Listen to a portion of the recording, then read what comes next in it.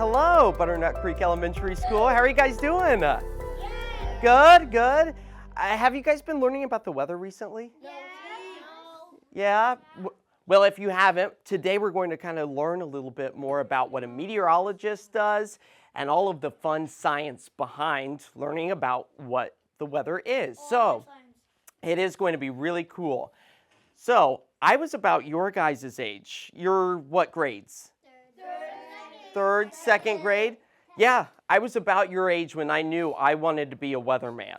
I wanted to learn about the science, and I already spoke with a few of you before everyone else came in, but I grew up in Kansas, and Kansas has really crazy weather. So that's in the middle of the country. We have tornadoes, we have thunderstorms, we've got it all there. Then I moved here to Oregon, and that threat's not as big anymore. But the weather still impacts all of us every single day. Do you remember about a week or two ago when we thought maybe snow was in the forecast? Yes, but it wasn't. It wasn't. It kind of failed, but I know a lot of us keep our fingers crossed because if it snows a lot, then we get school out. So I kind of look at that every single day to see if your guys' school needs to close or what we need to do to keep everybody safe here in the Pacific Northwest. So I'm Chief Meteorologist Josh Cozart. I work at KOIN 6 News. So I give the weather every single evening. We have several newscasts. It starts at 4 o'clock in the afternoon, goes all the way to 6:30 in the afternoon, and then we do a late evening show as well, 10 o'clock and 11 o'clock. So I work from 3 o'clock in the afternoon, about the time you guys are getting out of school, all the way to midnight. Yeah, so I work really, really late in the evening. What's that? Suffering? Yes. So overall, this is really early morning for me. But we are going to be kind of discussing exactly what I do every single day at work. And then at the very end, we'll do some cool science experiments as well to learn about how tornadoes are created. So we'll do that at the very end. But to start off, there's several different types of meteorologists or scientists who study the weather. So one of which is broadcast meteorologist. So that's what I do, the TV news. And it's not just TV anymore. A lot of you guys, maybe your parents have cell phones that they're looking at, the weather app, they're on social media. So we do a lot of that as well. The content that we create, the weather forecast, it's put out on all different platforms and on computers and on cell phones. That way people know exactly what's happening in the world of weather. There's also the National Weather Service meteorologists. So those people, each large city has one, and they help determine exactly what is severe weather. They communicate with us a lot. So we are really close friends, and we discuss what we think the weather is going to be to make sure that all of you stay safe. There's also climatologists. So what do you typically think the summer's going to be like? What type of weather? Yeah. Sunny. So that is climate, when we kind of look at what season is going to look like for us. Now weather, that is just today. What is today?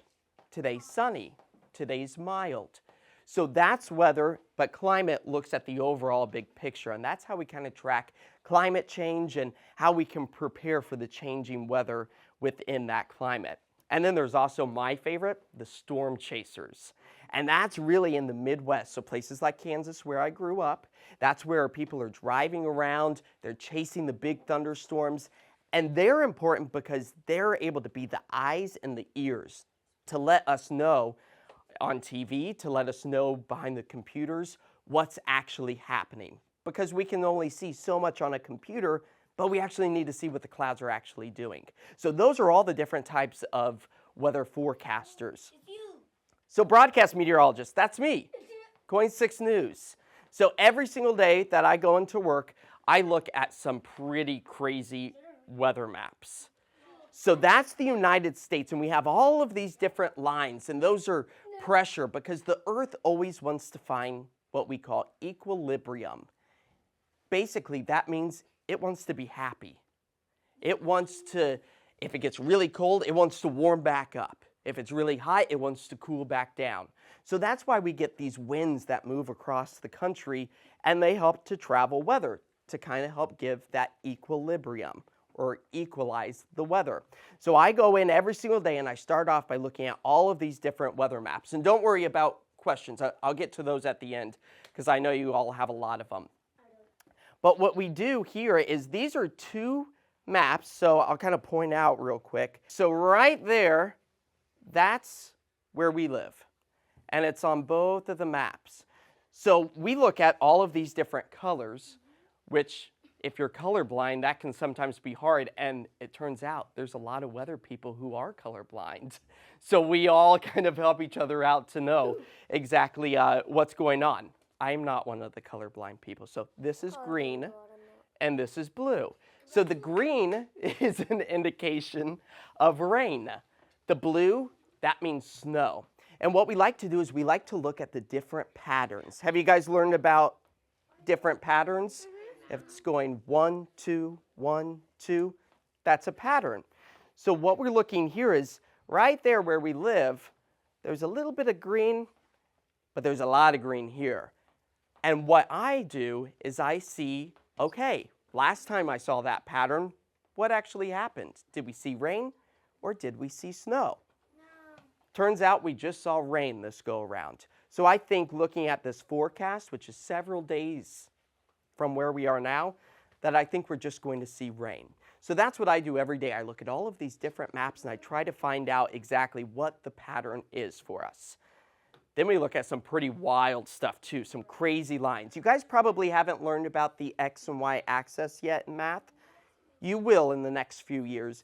But basically, what this line is something pretty cool. Remember when I talked about the National Weather Service? Yeah. Well, every single day, 2 times a day, they have this little box. It's about this big. And they tie it to a big balloon. And when they blow up the balloon, it's about the size of this table. And they let it go up into the air. And it has that little box attached to it on a string.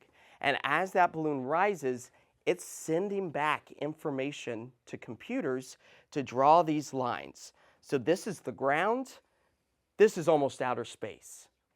So it's telling us what the temperature is, what the wind direction is. It's giving us all of this information so we can see what's happening above our heads.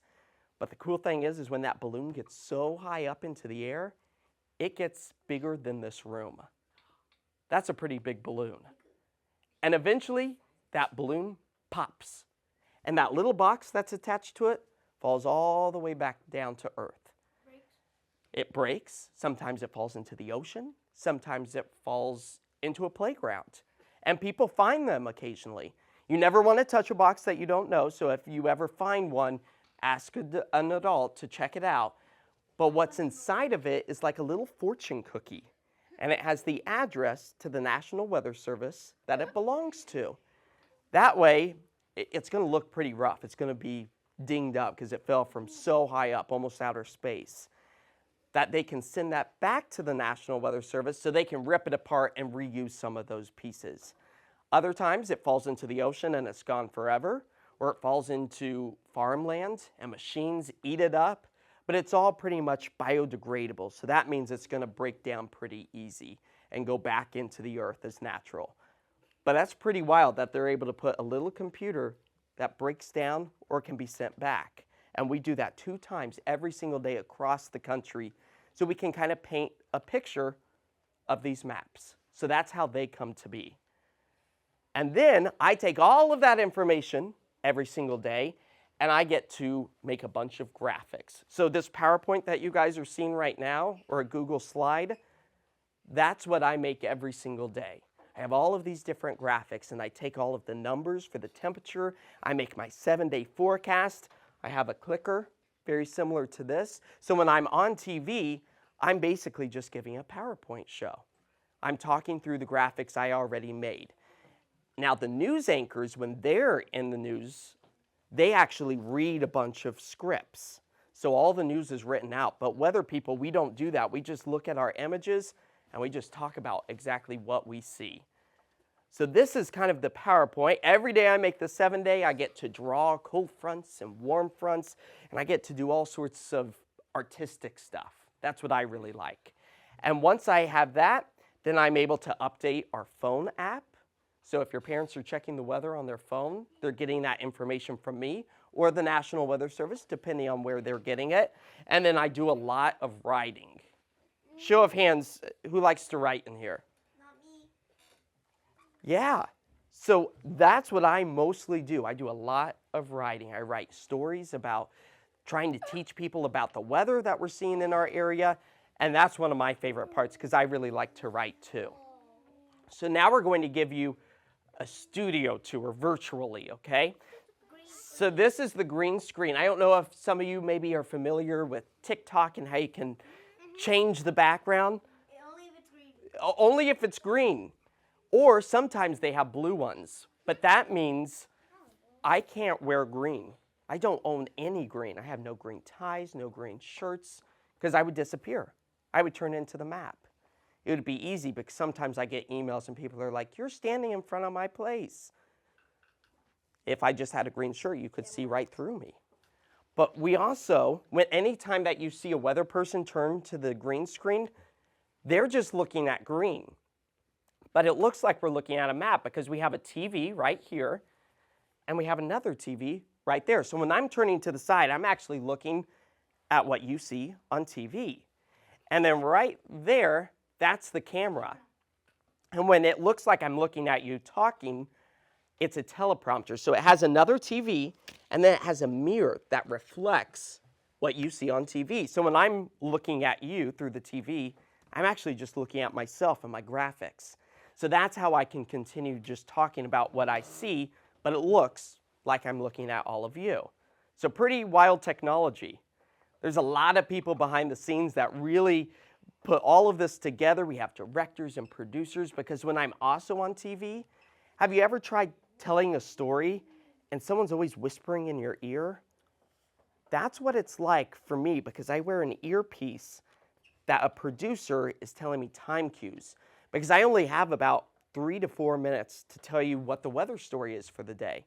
So as I'm talking, I have someone talking in my ear about other things. So it's a lot like chewing gum and walking at the same time. It's a lot going on, and it takes a lot of practice to be able to do that. And also when I point, everything's backwards. So that adds to the confusion. So it's a lot like juggling as well. But we also have a weather center, so sometimes I'll stand right here, and we have just normal TV screens that if I'm actually turning to the side, I'm actually looking at the TV screen. This is where all of the forecasts are done. Morning, afternoon, night. And then here's our studio as well. So we've got a lot of these cameras. We've got a total of 4, and they're pretty cool. They're robots.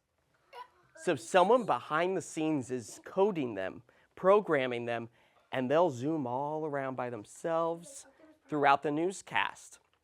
Sometimes they don't behave, and they bump into each other too.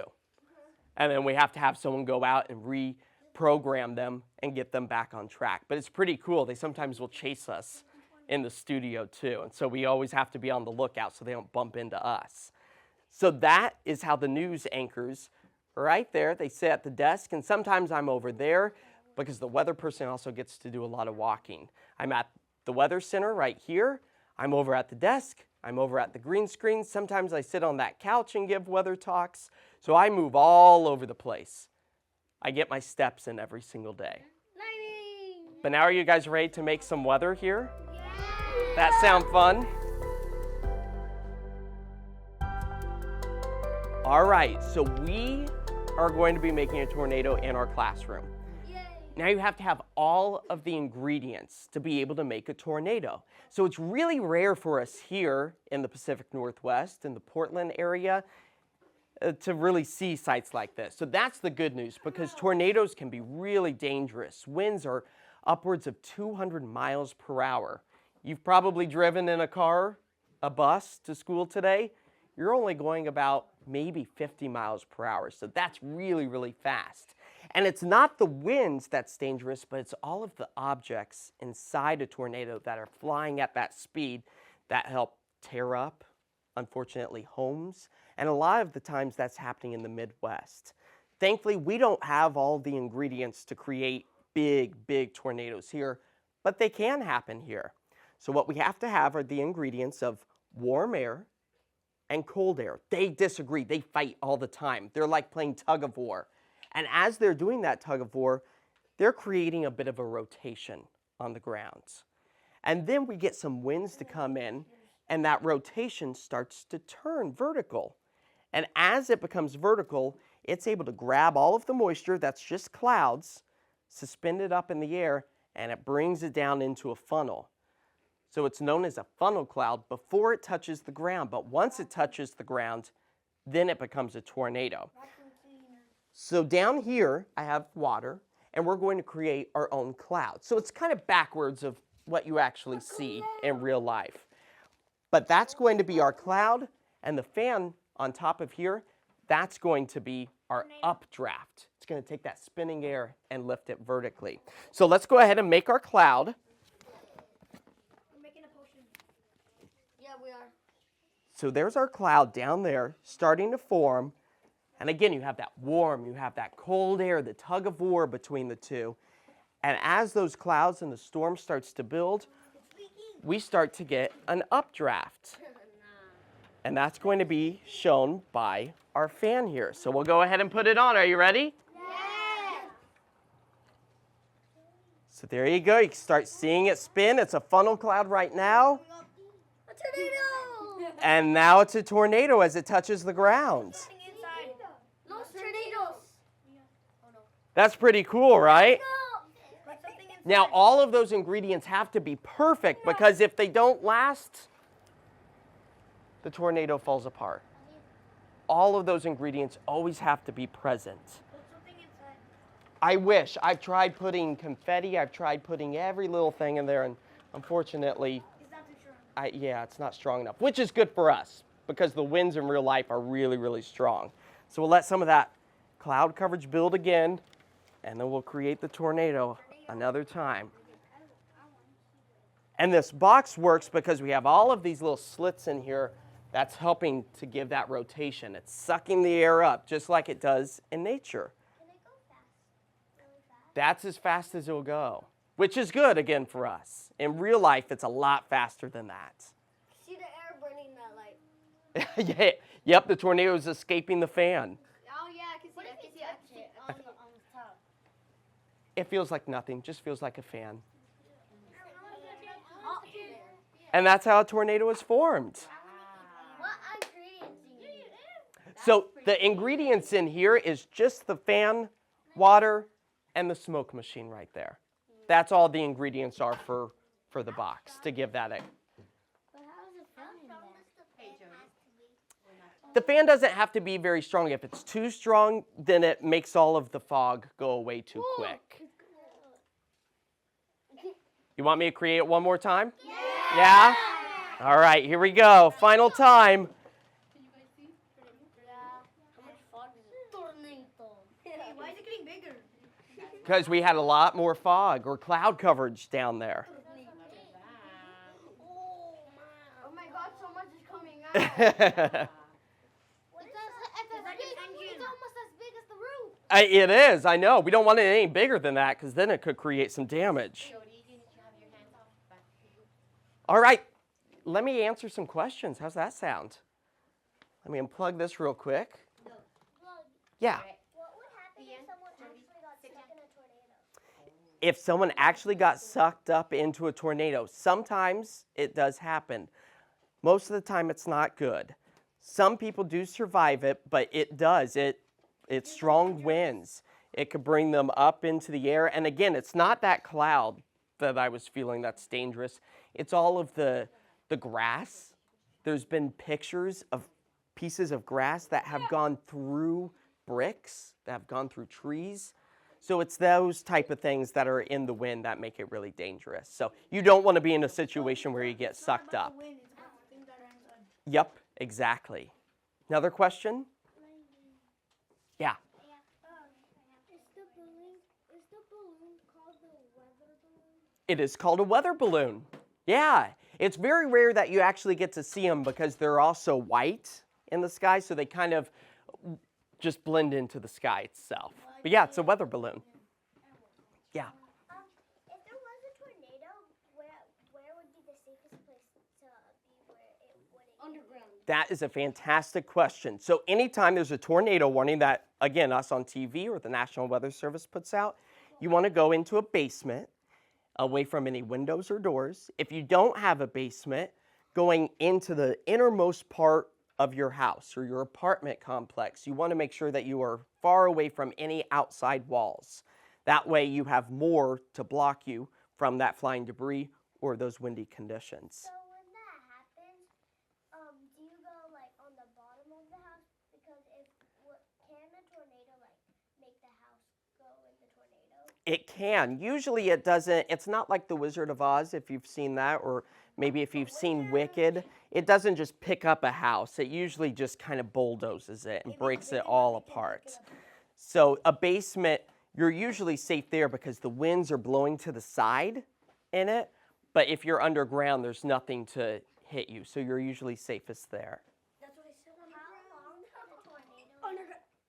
How long can a tornado last for? Yeah, tornadoes can last from just a few seconds to all the way they've been recorded upwards of an hour long, and they'll travel miles. A lot of the time that's in the middle of the country or down in the south, so we don't really have to fear that. And we have small little funnel clouds usually, primarily out towards southwest Washington, so a little north of here. We don't typically even see them here because our hills kind of protect us. It tears up or cuts that rope. The tug of war that we talked about, the cold and warm air, it cuts that rope so they can't fight as well. So that's why we don't see as many here. Yeah.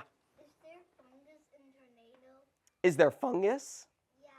I would assume so. Once it kind of sucks everything up, it sucks up grass and dirt and fungi as well. What if it gets in your body? That's gonna be bad. It would be bad, yeah, to have that. But you know, that's why you want to take shelter. Some people, even in the middle of the country, have what they call safe boxes, which are these big metal and cement boxes they go in, and that protects them extra. And that's usually located in a basement as well. Yes? What if you need food or water? A lot of those spots usually will have some food, pillows, maybe a blanket to try to stay comfortable. But when a tornado warning happens, you're usually only in it for no more than an hour or so, and then you can come out. So you're not going to stay in there for very long because once the tornado passes, then you're pretty much in the clear and you can come out of your basement. Yes? Is a hurricane worse than a tornado? Yeah. Yeah, so that's a big debate. Hurricanes are usually a lot bigger and more widespread. They can create really strong winds as well. They also will cause flooding.